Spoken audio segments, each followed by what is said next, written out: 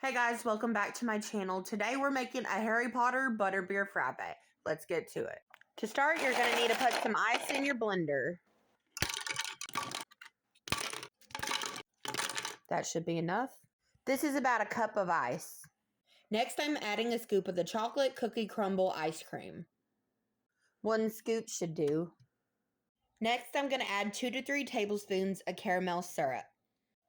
Pour it right into it, or you can use your measuring device. It's up to you. Go ahead and brew 1 caramel K-cup cappuccino. That's what I did.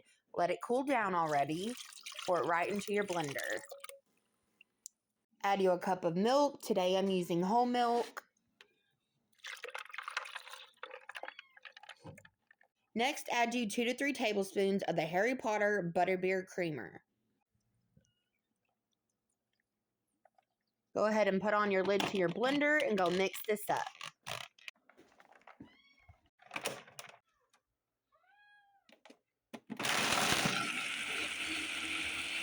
In your cup, you're going to add you 3 pumps of the toasted marshmallow sugar-free syrup. You can use regular if you want. Go ahead and add you some caramel syrup around the inside of your cup.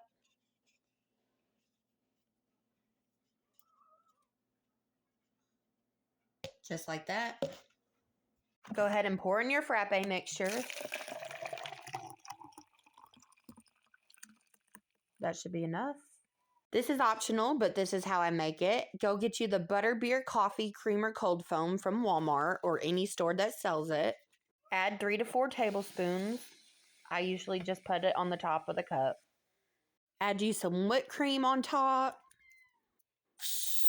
We might have to get the other bottle. Add you some whipped cream. Now we're going to add some butterscotch drizzle.